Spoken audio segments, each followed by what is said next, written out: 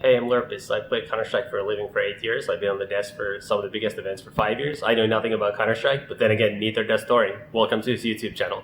Right, so let's get into it then, Tommy. As I say, it's basically is like a know-it-alls episode. Maybe I'll even do some like cheeky play on it, like the episode will be called something about knowing it all or something. Right, one area I thought we could talk about, and this is well within the wheelhouse of the know-it-alls, because obviously the thing is, with our vast experience in the industry, and especially more than that, let's be real, it's not just how many years you've been in. We've actually fucking looked into some topics. So one of the topics in the business realm that constantly gets brought up as a topic, every CS fan, the second I bring it up, is going to understand why this is relevant, but never has any actual progress in either A, players leveling their shit up, or B, fans ever getting a clue how it works, is contract prison, right, Lurppis? Now, I don't use that term typically because I don't really believe it's a real thing. I think that's what you called when a naive young player doesn't understand he will ever run out of form, or that he might disagree with his teammates, and or has unrealistic expectations about where he will go, or doesn't understand how buyouts work, or thinks he can just be released for less than, there's a million factors that play into why this concept exists. But basically, it was brought to the forefront again this week by Tarek.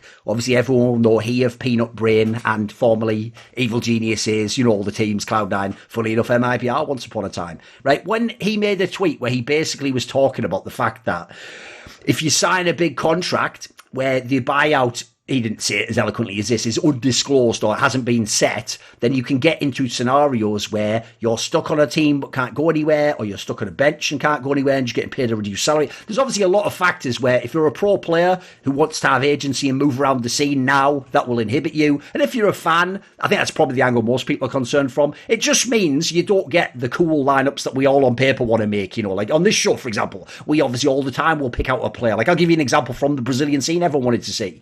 Everyone watched Furia, and their main problem is their AWPer wasn't quite as good when Henny left. And then you watch the safe guy over in fucking Pain Gaming, and he's amazing, but his team's shit. And you go, well, this is a bit obvious, isn't it? Why don't we put them together? So, problem is, back in 1.6, that would have just been done ages ago. It would be the obvious move. In CSGO, still hasn't happened if it's ever going to happen, because you have to deal with all the org stuff and the contracts and the buyouts. And particularly, we know Brazil has a very unique approach to buyouts. So, as the broad topic here, right, the issue here I've got to start with, Tommy, isn't just the concept of, is it a good idea to ask for more things here? My issue goes like this. Tarek himself is saying this, Lurppis, right? But there's two things immediately come to mind for me. One, Tarek, have you ever fucking done that? A single contract you've ever signed, mate? You've had loads of contracts in esports. I would guess probably not.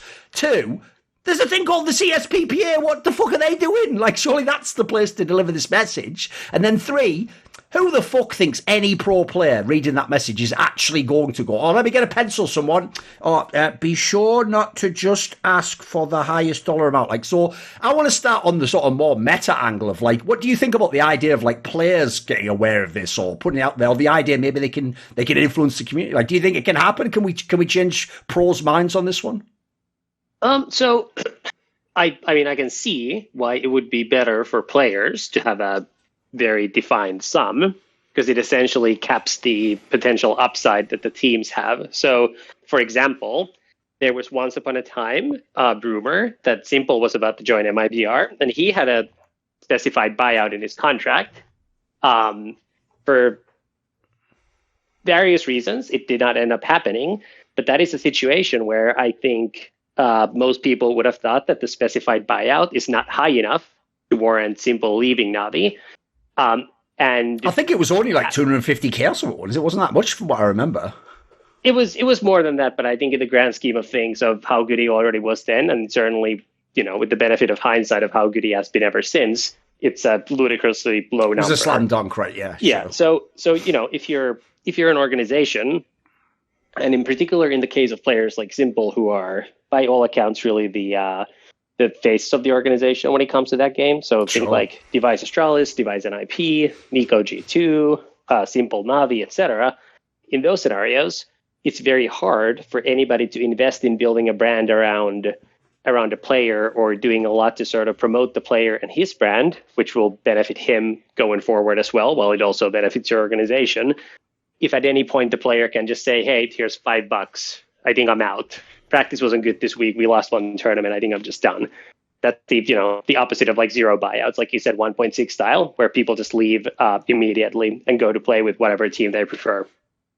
Go to the opposite end, and you assume that everybody's on a crazy buyout of $1 million plus. in that case, you just have no player liquidity. You're just not getting any transfers done. That's also not good. Yes. And I think that's the situation that some would describe as, contract prison.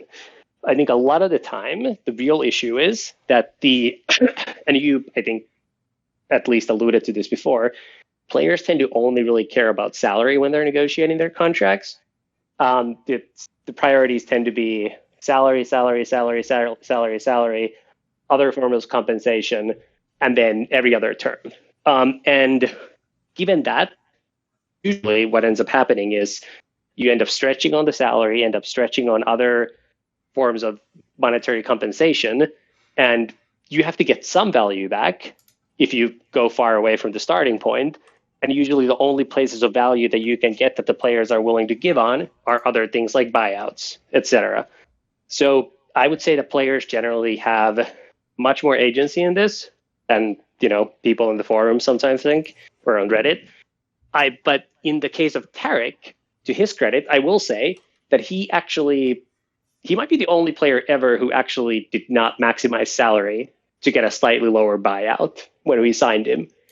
And I know he did something similar with Cloud9 after the CLG experiment when he was in contract hell over a $40K buyout. He was in it himself, sure, yeah. So he actually is the only player that I've dealt with that I've heard of directly who actually left money on the table to have a lower buyout. So, he wants to do it. He's actually done it. I think that's completely fine. People should negotiate for the things that they really care about, whatever those things are. But I also think that as a blanket statement, just because you value that more doesn't mean that everybody should value it more, or that everybody should be pushing for it, or that it would be fair to give to everybody. So I think it's a bit more complicated than people sometimes think. And I think a lot more goes into the sort of the back and forth between the orgs and the players than just whether something is fair or not. I mean, let's dive into unpacking some of it, because I think obviously that sort of macro sense is where everyone would start the topic, and they would basically, it's one of the things I think sucks about the modern day, not just esports in general. People have these grand topics, lurppis, they were sat on the fucking beaches in Greece, and they were ancient philosophers trying to discuss the sort of fucking the abstract concept of certain principles of life and so on. But the problem is, what we're really talking about is the real reason Tarek's done that tweet is he's seen a post about someone who's in contract prison. And the real reason anyone's interested is they want to know, how could someone avoid being in contract prison? So instead of talking just about, is it a good thing? I prefer this to talk about the realities and how would you apply it and what the concerns each party has. So I've got a couple of angles I was thinking of talking about there. So basically the two angles are obviously the two parties. It's the players and the orgs. Now listen, there's obviously a third party that should be involved, which is, guess what, Tarek? You don't have to tell players. They can just go and get an agent, and then the agent should already know that, mate. That should be something that any responsible agent would have a discussion with his fucking, what do you even call it, client about. You would say, what are your concerns in the contract? Have you considered what's going to happen with the buyout, etc.? You'd hope so. I mean, I will say that's a whole fucking can of worms, because there's a lot of scumbag agents, a pretty new field, and a lot of them, quite frankly, just go for the dollar amount that they're going to get from their cut, and sometimes don't seem to always represent the player. So ignoring the agent side for the moment, we'll just do the player and the org that's negotiating. The problem I have is, from both perspectives, I can see ways that no matter how you set it, it's fair or unfair from that one person's perspective. So the obvious one, if you're the player, is this scenario here, right? I signed to your team, I signed for a few years, and then I don't know it, but in 8 months, it turns out I'm going to have a slump in form. I mean, pick any of the disastrous slumps like Kenny S, Gold Zyrathenia phase. You have a slump where it's the team actually just straight up says, we just don't even want to use you. We're not even going to play you in the team. You're benched. Now, here's the thing. One of the reasons also why, in my opinion, the contract prison thing gets invoked is because these players, when they go for that dollar amount, like you're saying, they nearly are willing to just say, do whatever you need to, as long as I do indeed get exactly this amount. And so you could easily trick these guys. You could come with the amount first and then go, but I'd need this and this and this. And they just keep seeing the number and going, but I can't take less than that. I've got to get that number. So half of them would agree, and they have done many times, to contracts where famously, if you get benched, you go down to, could be half as much, could be a fourth as much salary. Now, in that scenario, I can understand why, as a player, even though, listen, you did sign the contract and there was a negotiation period, you're thinking, but I never knew that had really happened, though. I never thought I'd actually get benched. I get why why that player thinks it's fucked up if he's like sat there, because he feels basically like this, Lurppis. This is what I want to get your take from, especially somebody who obviously is on the org side. The feeling then for the player goes like this. I'll ignore the idea like I was tricked, because they weren't tricked. But the idea goes, on the one hand, you don't want me, so you're making me sit on the bench and I can't play. But then on the other hand, when they come to buy me, you're asking for a big buyout. And so unless the person can pay a big buyout, I can get caught between the two positions where they want me and you don't want me, but they aren't offering enough for you to sell me, but you won't want to play me and you make me sit on the bench. So that's the prison part. What would you say to that? Well, I think I guess we'll take a step back first. I think it depends quite a bit on the situation. So I think there's been situations where it's sort of maybe even in the org's best interest longer term, not in that specific situation. You're generally losing money by having a player on your bench, but to sort of make it clear that you can't just be pushed around. So I guess, first of all, I do think that, there definitely are some like predatory contracts in terms of like where the salary might drop if somebody's benched. Most of our contracts in Counter-Strike, I think it goes down to like 50%. So somebody making 300K for playing makes 150K for doing nothing. Like that does not seem very predatory to me, but anybody's free to disagree. With that said, I think there's a big difference between somebody who gets benched in a team and wants to get released. Some of those players we have just released. Versus somebody who sort of benches themselves and refuses to play.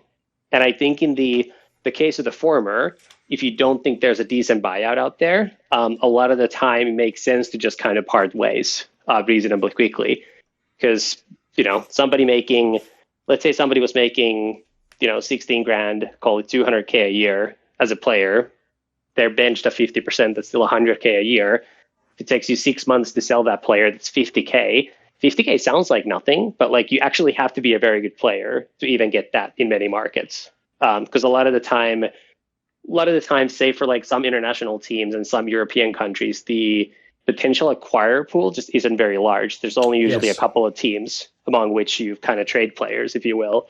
So, you have to take the time component into consideration.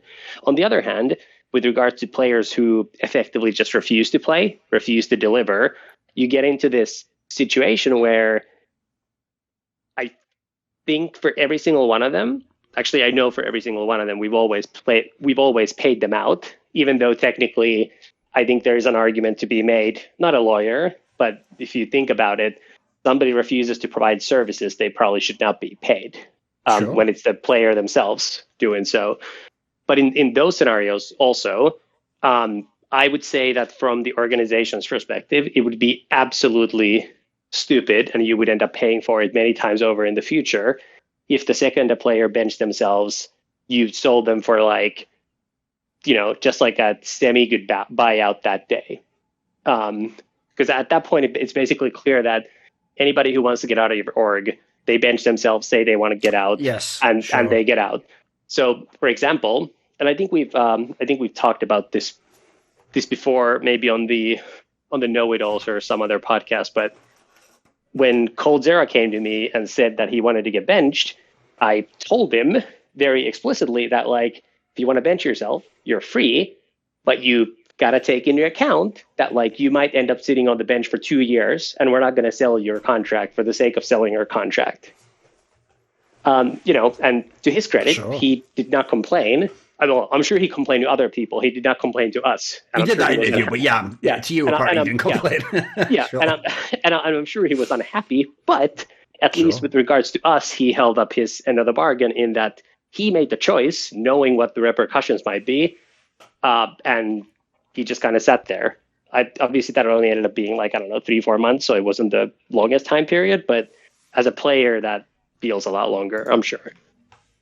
Because then on the other side, on the org side, the one part, this is obviously where fans never, one of the reasons it always sounds like I'm on the side of orgs is because I always say this, like the org owner's just a fucking guy himself. He's not Jeff Bezos, is he? It's not some fucking multinational company, like faceless corporation with it's just a guy, but people act like the second you put the owner hat on, you're a moron and you deserve nothing and the player deserves everything. So the one area I think as an org that it feels unfair in this same scenario is the same situation. So I've got the best example I can ever use for this, Tommy, because it happened right now. A guy who just won the major and is in the best team in the world, called Bit, is a rookie. This is his first year at Tier 1. Now, here's the problem, right? When Na'Vi signs Bit to a contract, like, let's ignore that he was in Na'Vi Junior or whatever. Let's imagine he was being signed to the real Na'Vi org, right? If Na'Vi signs him as a player who came from academy level and has 0 Tier 1 or even Tier 2, like really competitive experience, when they make his contract, how could they possibly put a number down on paper in that contract that would ever be fair for both parties? Here's how. Because think about it, right? They can't know that he would be as good as he is. This is why I picked this example, because he is like someone who has been... It's almost like he has Ziwu form, but he didn't even have the Ziwu hype before he came in. Like, he's been way better than it should be possible for a rookie to be. So before I know he plays right, I can't know he's going to be that good. So I'll put a fairly low buyout. Let's say I put like a 20k buyout, right? That's still be pretty big for an inexperienced academy player who's never played Tier 1. But I tell you what, if he now wanted to leave Na'Vi tomorrow and he only has a 20k buyout, I'd look like a fool. As an org, I'd feel ripped off. I'm like, oh, why the fuck did we do that? Like, only 20k, it's one of the best players in the world. But go the other way, right? Let's say I guessed he was going to be this good, Tommy. So I made his buyout 1 million. Well, now it's going to also look really stupid if he never turns out to be that good. So if you're the org, how are you supposed to know the future? You know, the players effectively say, but I couldn't know the future. I couldn't know I'd be benched. I couldn't know I'd have an argument with the players. I couldn't know my form would go off. Well, how can the org? So in this scenario, I have a real hard time wondering how fans expect the org to get like a number and agree upon that at the beginning of your entire dealings and then put it in paper. Because I feel like this is a scenario where, I've said this every time, when you're the org selling, I don't know why people make them the bad guys. If I have a really good player and I want to use him myself, it's different if they're benched. You bench him, you don't want him. If I want to use him myself, but he wants to leave, of course I want to get value for him. What, do I not get anything from all my fucking business dealers? Do I not get benefited from bringing this player in and signing him and having him under contract? Of course I should. In the same way as if he's a free agent, he can leave tomorrow, I can't do shit about it. What do you think about this from the org side? Because I feel like that's the side everyone just ignores. They just assume the org has it figured out, you know. Well, even setting aside the buyout point, the same goes for salary. And the interesting thing about salary, and many things talent related, not just Counter-Strike, is that talent usually always gets paid one way or another. You know, if you sign someone to a contract, they end up not performing to that level. They're very clearly overpaid relative to what they would get in the open market a couple months later. The player is not going to come to you and say, like, you know what, I'm just not doing well. Let's reduce my salary by 1/3. On the other hand, if you sign that player to that same deal and they end up even better and they feel like they should get paid even more, they are for sure going to come to you and tell you that they need to get paid more. Yeah, for sure. And it's almost standard, right? That happens loads, especially when teams have a massive jump up in performance. Yeah, it is standard. The other piece is that with the way that the industry was growing, especially a couple of years ago, still, I think there hasn't been that much salary inflation in the last call it 2 to 3 years, something like that. But up until that point in the previous years, what was common is essentially what happened is players got paid a couple years too early at the very least, what they should have been getting paid only a couple years later. And we talked about some of the rationale before. You can maybe link one of the old episodes of No It Alls where we talked about like how just one person bidding it up moves the entire market because of the open ecosystem. But what ended up happening is people started getting paid essentially too much. Everybody was overpaid at that point in like 2016, 2017, whenever the salaries really went up. Just about everybody in the industry was overpaid. And then slowly, we've now sort of come back to a place where I think many teams, I don't have visibility to what everybody gets paid in the industry. I have data points here and there. I have some general knowledge.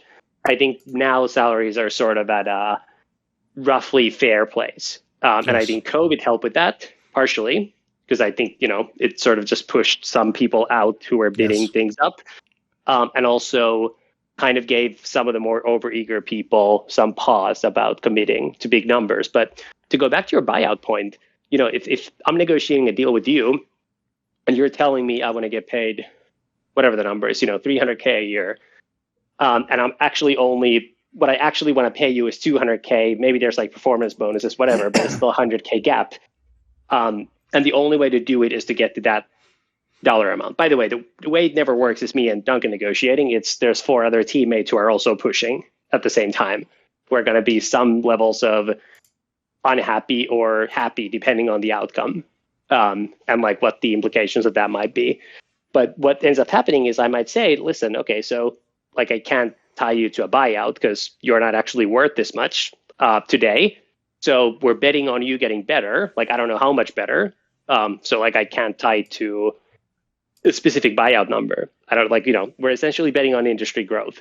And if that happens, then like I can't be, if I'm paying you for the industry, the market, et cetera, being bigger than it is today, I can't set a buyout based on the market today. Like those two don't line up. The other piece is the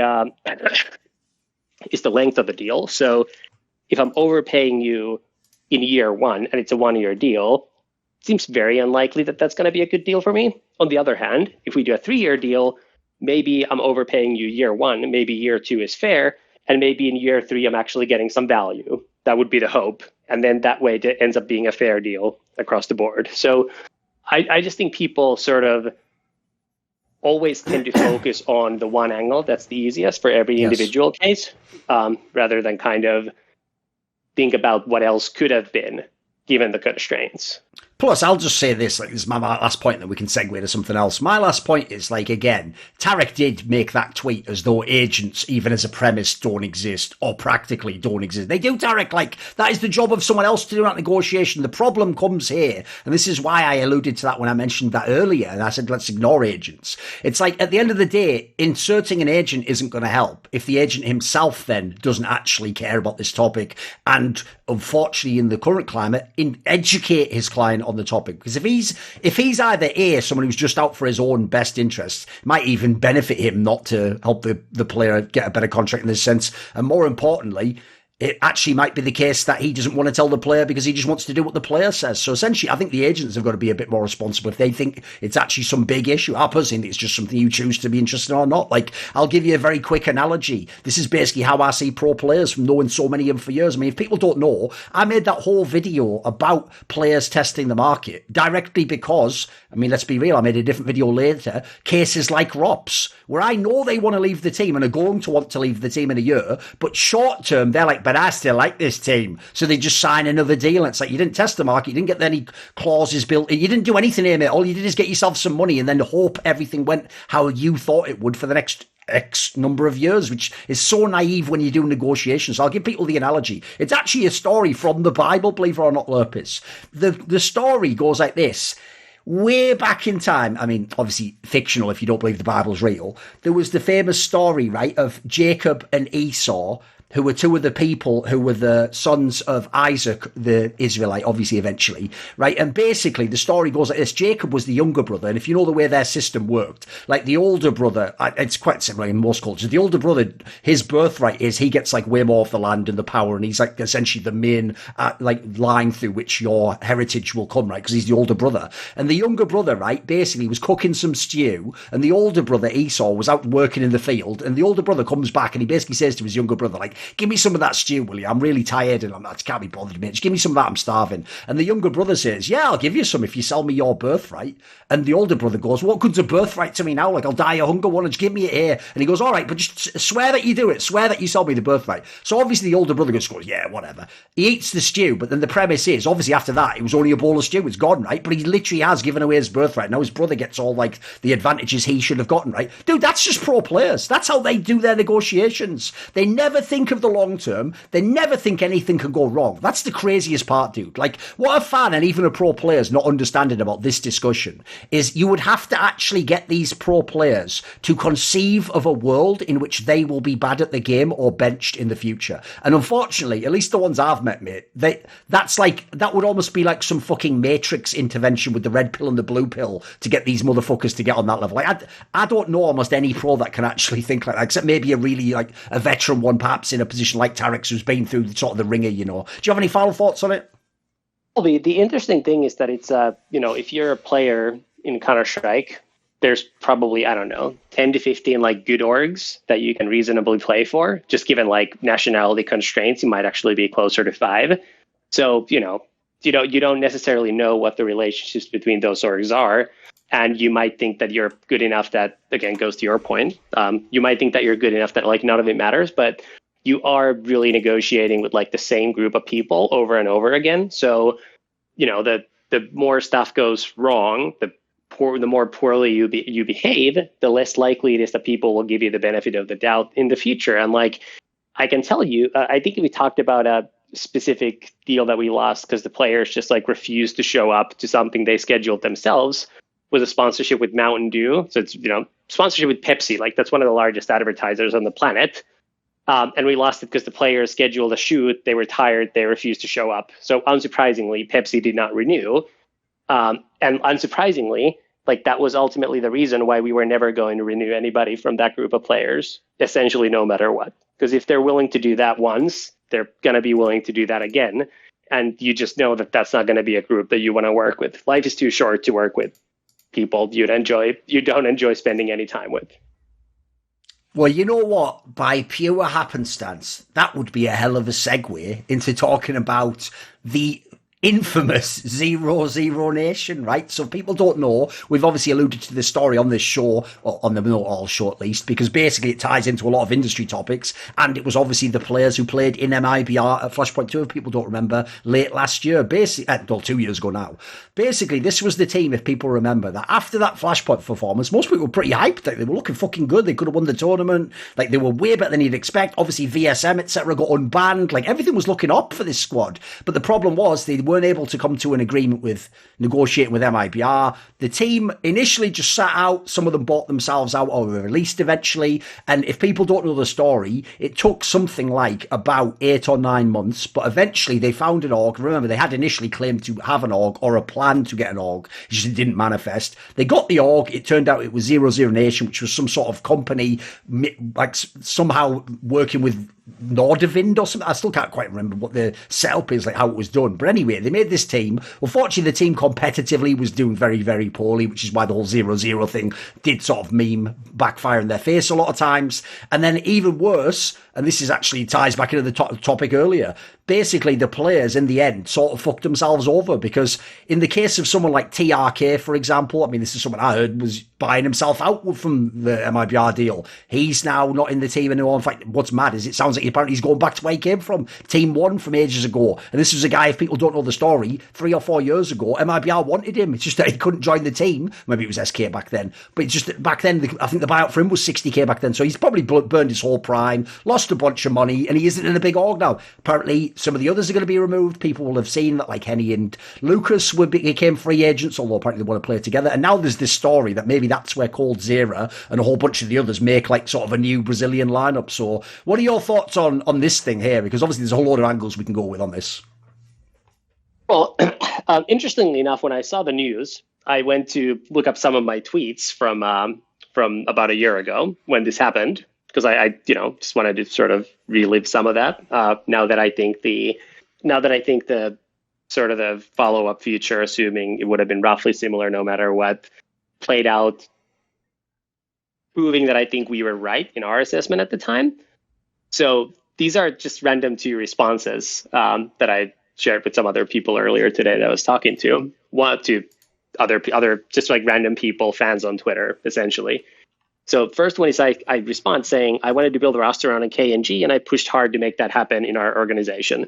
The reason for that, by the way, is obvious. There was the drama from DreamHack Open Montreal from a couple of years ago, after which KNG got essentially, removed from the industry, and he was gone for a couple of years. Yes. But anyway, got him in the team, built the team around him. That was not like a straight shot. It might have looked that way once they started performing well, but it was not. And I said, I sincerely hope they find the money they are looking for in the market, but I just don't believe their expectations are realistic in a post-COVID world. And then the other one is a little more color on what looks like most of the same people in the chain. It goes, we wanted to continue with the KNG roster because we believed in it, but we could not guarantee their base salary ask regardless of ranking.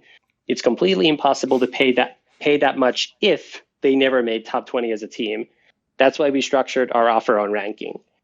And I think this has been said Oh, before. by the way, just to clarify, so basically, in the offer, if they had have actually done things like hit top 20, then actually it would have like boosted the salary. This is just the base we're talking about, right?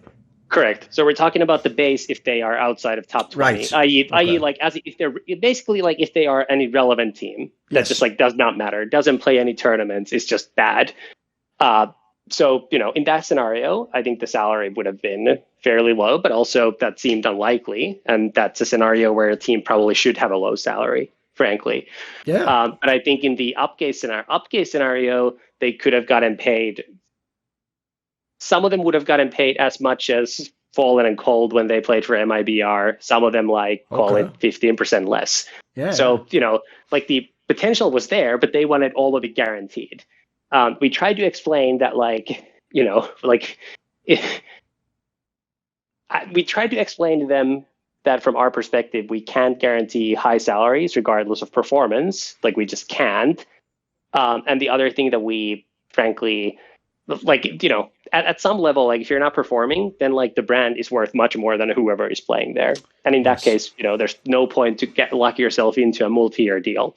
The second piece was obviously what they wanted was to acquire different players, have like a 6-man roster. They wanted to do a bunch of very specific things which added cost. And the third thing we said was, and like we would have been fine with, but like all of that is part of the negotiation. And the third thing was, we said that like we would pay for their English lessons. Like we we would like for them to be able to do more sponsorship stuff in English, like do vlogs and blogs, whatever in English, do more stuff with fans globally, because that would allow us to also monetize MIBR fans elsewhere more efficiently. But, it's hard to do that if all your content is in Portuguese.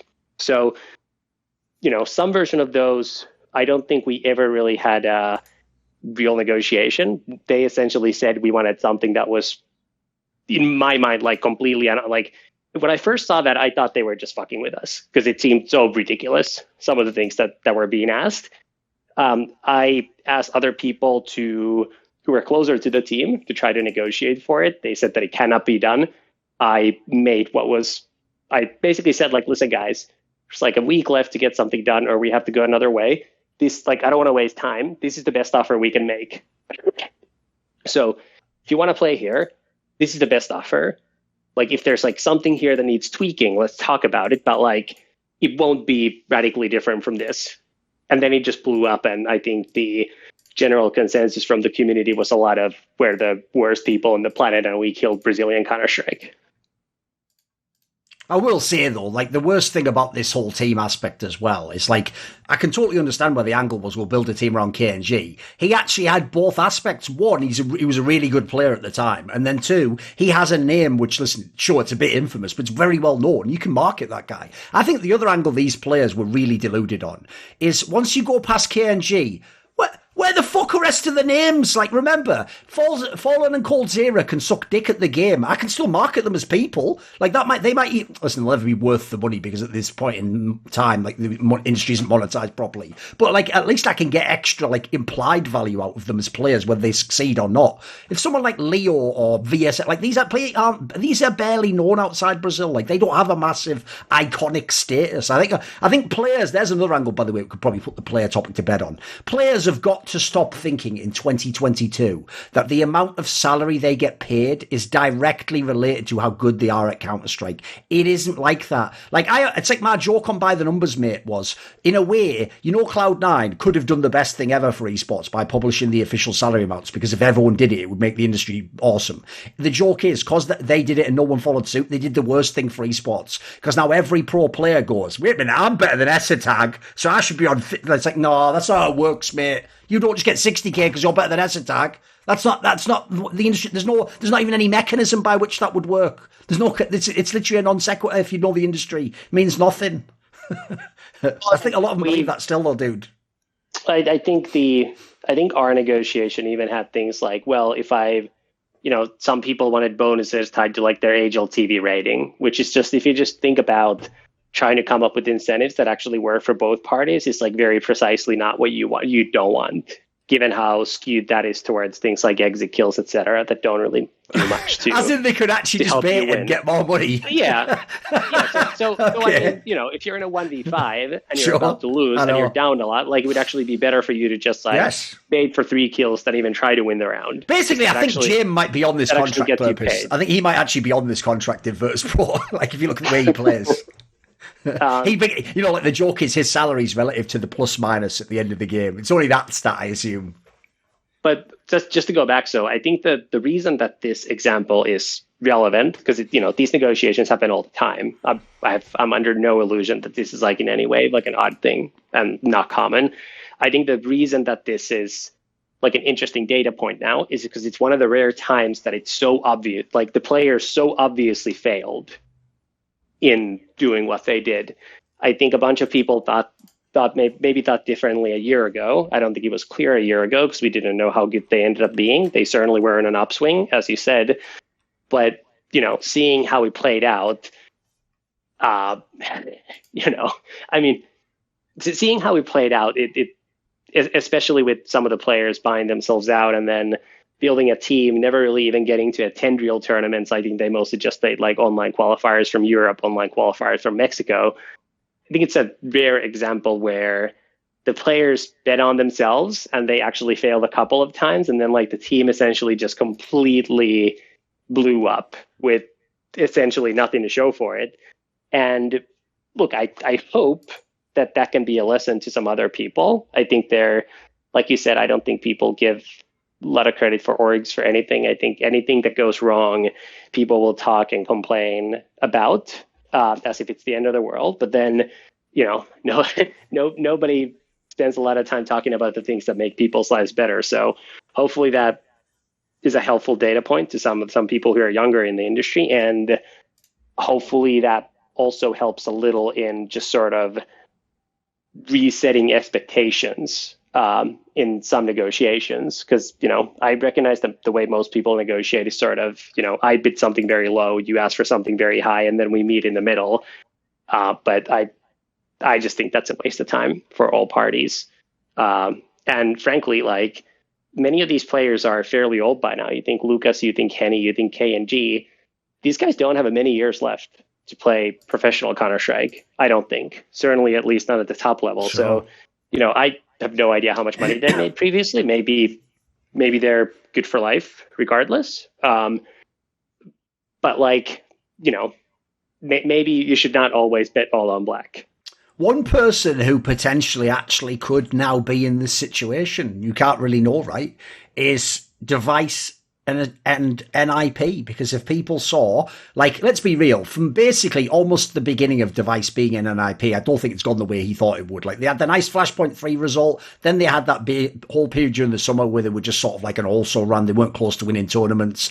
Then they got it together for the RMR. For the major, I thought it was just okay. I wouldn't say it was good. I wouldn't say it was like totally terrible. They just crept into the top 8 and that was all they did. And then after that, look, they had some okay runs and some that were underwhelming. So I think a lot of people have heard this news that was reported by Nell from 1vp.fr or whatever that fucking site is, and in collaboration with DeSoto, there was a report that claimed that Device was potentially viewing a move the opposite way, to go back to Astralis, who obviously either don't have an AWP or use Lucky. By the way, here's a stat for you. Lucky had 0 AWP kills over those last 3 lands. So he either isn't using it or he doesn't get kills with it. So basically, that's another one that it's like before. On paper, that makes perfect sense. Obviously, like, assuming Device wants to go to Astralis, wants to play in Denmark, they need an AWP, his old mates, like, a lot of it makes sense. The problem is, like, there's 2 angles on this. One, Device himself has come out and claimed that he literally used words like it's a falsity, talked about people sort of like, speculating, etc. He basically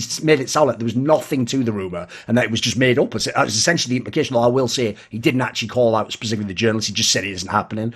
Like, there's 2 angles we can go with. One is either like, does it happen for real? Like an actual, like, sort of like in the moment thing. And the other one is just speculation. Like, would you want that move to happen? Would you think it would actually be a good move for both parties?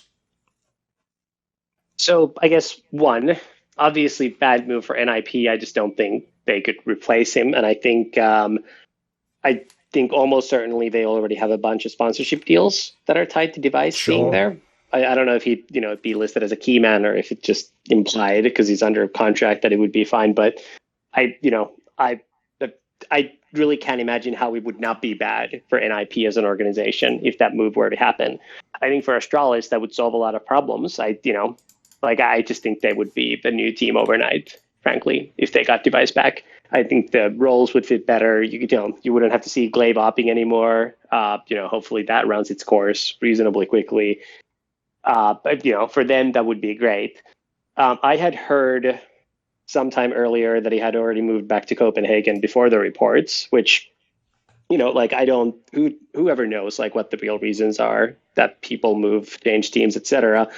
But I do recall at the time him specifically saying that like his life is in Sweden, he's lived there for a while, etc. Doesn't want to go back and forth, move between the two countries, like that specifically being a reason. So if that indeed is the case, then that would seem to have, whatever was driving that seems to have disappeared. It's one way to put it, I think. I don't know whether it was happening, whether it was something that they wanted to happen but could not get done. Like, could I see there having been conversations, NIP essentially saying that like you'd have to pay us like millions and millions and millions, it being completely impossible to undo that deal for commercial reasons, so i.e. with like NIP sponsors or with Astralis unable to or unwilling to pay the kind of premium versus the buyout from, which I think Astralis disclosed in their financials at like $700K off the top of my head.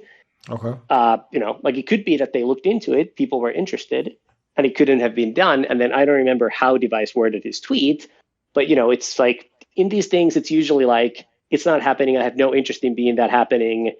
If that's what he said, I don't remember the exact phrasing, but that doesn't mean that there was never any interest, for example. Like it might be clear that there's no chance that it happens, in which case, of course, you say, I don't want to do it. Think, there's no chance it can happen.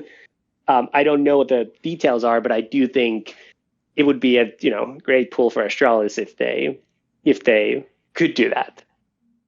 Yeah, I would agree. Like, there's another conclusion I came to on the By the Numbers episode I did, which the VOD, it wasn't out for at the time of this recording, so Lurppis couldn't have watched it. Basically, one of the things I pointed out was, if it's the case that one of these parties isn't just explicitly lying, like it's not the case that, like, for example, Device never had any intention, never discussed it, and someone's just made up the story, or on the other side, that he was about to go there, and the movie maybe was going to happen, and then he's changed his mind, now he's like, assuming it's not someone just barefaced, brazenly lying, I would assume it's what you're saying. It's all in the minutiae. You basically have to become like a fucking lawyer over the exact wording of how they said it. Like, did he say, like, I have no intention, like you said, or like, I will not be judged. Like, there's a million different ways, because the problem is when people read things, they don't think about the language. They just think about what idea it communicates. So to them, the idea communicated to them from his statement is basically like, it was never happening. And then that might not have been exactly how he phrased it, though. I agree. There's certainly a lot of room for vagary. I would just say this. I would certainly hope on the journalist side there is no fucker on their side. In my opinion, here's the difference. Device can be like a mild liar or misphrase something. That can happen. I'm not a fan of it, but that can happen. It's not the end of the world. If a journalist, on the other hand, is in any way like sort of like, let's say, exaggerating or pushing the envelope a little bit on how he's wording it on their side, I do think that's fucked up just ethically as a journalist. Like, your job is not to mislead and inform people, especially not if you have any sort of I'll just say this, if your source in any way could benefit from the story. Like, imagine your source was Astralis, for example. I think that's fucked up if you're trying to use that to sort of manipulate the market or the player in that setting, especially if you're going to have to use a lie to do so. It's one thing if you just tell the truth doing it. Yeah, you can leak information, of course. One thing I would ask is this, though. This is the angle I have, right? I personally don't think it will happen, because I actually get the vibe personally that despite what he might have said publicly, I don't think actually Device necessarily fucks with some of the management type people in Astralis. I think certainly, obviously, people like Glaive Zipnix, I'm sure he likes. Apparently he's been friends with Glaive since like school or whatever, but I don't think that I don't think he necessarily gives a fuck about blame F or conflict. That's not necessarily like a reason to rush back to the team. So even though I do agree, of the two rosters, I think if you put Device on Astralis, that would be the better team. I actually think both teams have a lot of flaws in them. But my issue is this, and this is the bigger deal. Bearing in mind, Device has claimed it's not going to happen, right? And he's essentially implying he's going to stay with Nip. Here's the reason why it's a problem that we're even speculating about this move, Lurppis, is if he did indeed leave Nip, I'm with you. They're fucked. There's no replacement. There's no one they can get to come in and take this guy's spot. So if he leaves, right, and your entire team, I would suggest this. If Device left NIP tomorrow, NIP isn't even a top 10 team. Dude, they might not even be a top 15 team. They might be like 17th best team in the world or something. If one player does that much to your team, you've either fucked up massively how you've dealt with it, that you would even consider leaving, or B, you've got a pretty badly constructed team, I think. I think the implications for NIP here are pretty bad. Yeah, I fully agree. And I mean, I think I don't know any of this. I haven't talked to anybody. No one's told me it. But I suspect that the reason that NIP was so set on always keeping an academy team on the roster for the longest time was that happens to be the one way that you can kind of keep payroll in check in Counter-Strike, is for every device at whatever salary he is, that I'm sure is very comfortable, very high, one of the highest in the industry. You have somebody who's on there for like a couple of K a month. And, that balances that out to somebody in the middle of the pack. So I suspect that both for the reasons that, one, it helps you recruit for your academy team if you always have a spot, because it gives people hope that they have a chance to actually get someplace from there. And also for sort of just like cost reasons, they presumably wanted to keep somebody there. But I agree. I mean, I don't know if NIP is a top 15 team. If Device leaves, that's obviously problematic. I also don't know that I really see them turning into like an elite team. I think they're just going to be a good enough team. Like Device is one of those guys around whom I think you can just build like a very good team that'll be like in the top 8s, make some semis, etc. Because like it's like the style he plays, etc. You can just kind of build around that, I think.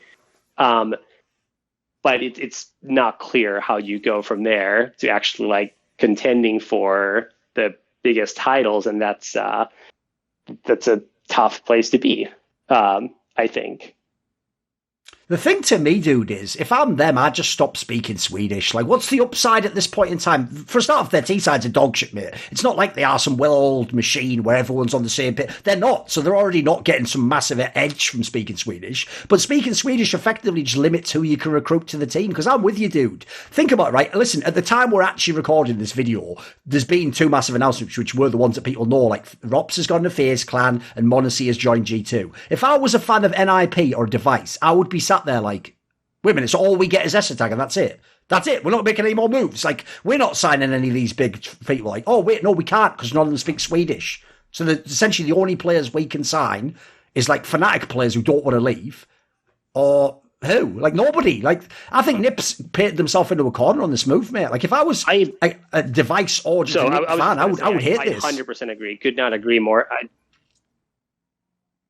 I could not agree more. I think any team that isn't from, like, any team where people speak even like passable English, I think they'd be better off switching to English today, just for the player base that they get and, for the pipeline of potential recruits in the future.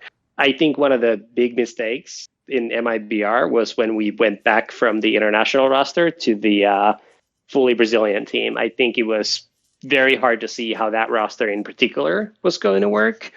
When we brought back Taco and Phelps for Stewie and Tarek, it was very hard to see how that roster could work, 1. And 2, it made it so hard to think about going back international after that. Because who's gonna want to join when they're always gonna be? It's like the old NIP roster thing from the early CSGO. And then 2, like I think you can make that move with that swap once. I think it becomes harder to kind of shuttle back and forth. So like what I was advocating for at the time, and clearly I did not have enough say in the organization back then to sort of just decide on my own, was that you start trying to brand it more towards like, think like FC Barcelona, Real Madrid. Like, sure, they represent those cities, those communities, the people from there, but if you're from those places, like, you want the best people representing your city. Like, that's what you actually want.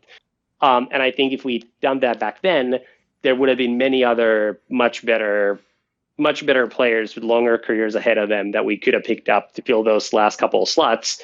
And I think that would have also prolonged the careers of both Kolben and Fallen at the top level. Just, I think there would have been many players who would have wanted to play with them, but there was just no way to kind of go back there anymore. And I think I think in particular Cold, I suspect, would have been much happier to continue living in California, play out of there instead of having to move to Europe. Because the other angle as well is, I also think this actually says something that's pretty fucked up about Astralis. Like, you'll notice when we were discussing, like, if Device goes back to Astralis, we didn't say they just become the number one team and win the next major.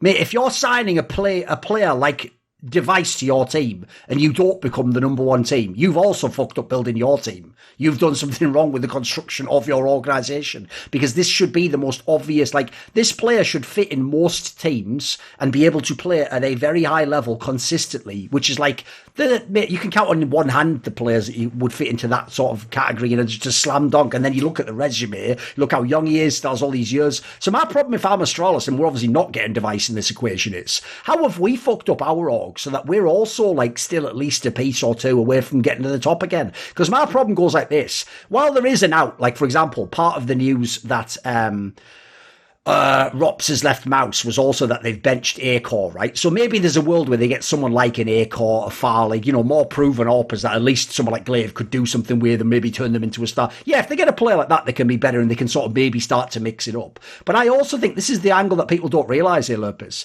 right? I asked someone this earlier. What big signings is Astralis famous for? They aren't famous for signings. They just aren't, dude. Like, they don't sign players. Think about it. To go to them signing good players, you have to go back to when they got people like fucking Kirby way back in the day, when they got fucking Magisk. Like, the players they've signed are either people who aren't that good. So it was like Esatag, Bobski. These were like lesser players that they signed for cheap.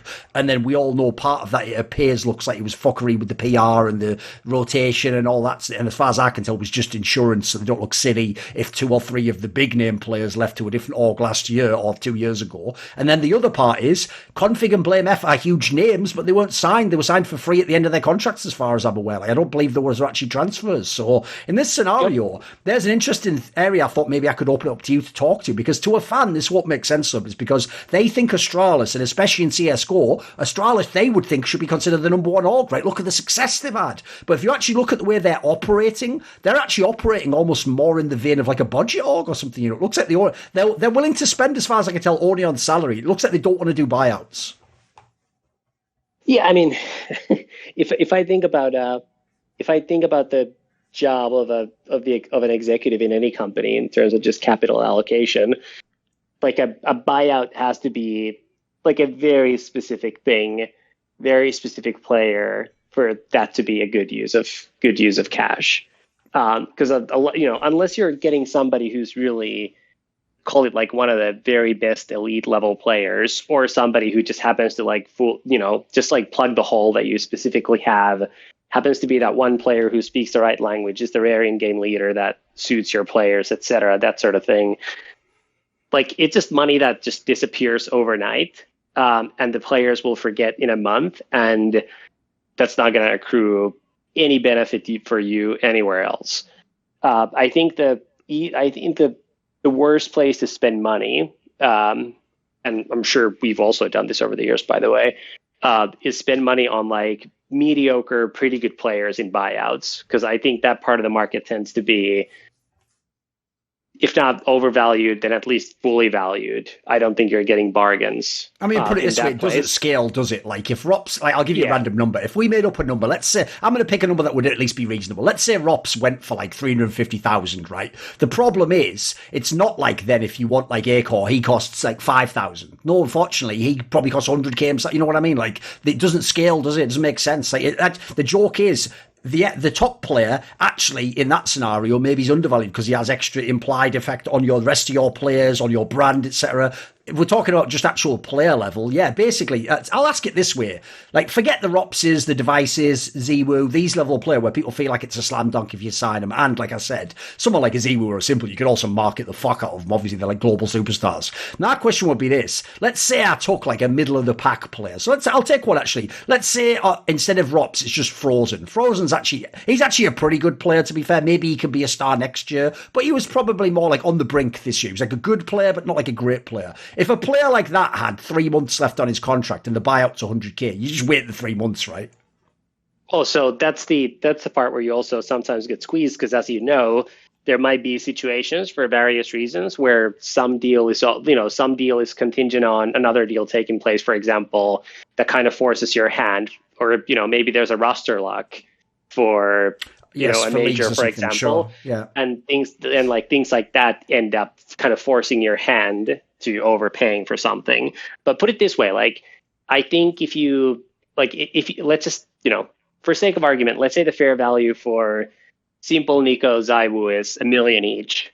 Sure. I think if that's the case, like you would rather pay that $1 million any day of the week than you would pay, call it like even $500,000 for trying to think of like the like I would rather get Zywu or Simple or Nico for $1 million than the entire Gambit roster for $500,000. Okay. What's the rationale? I think you can build an international team that you can monetize internationally around any one of the aforementioned players. And I think if you have Gambit, you're stuck in the Russian market.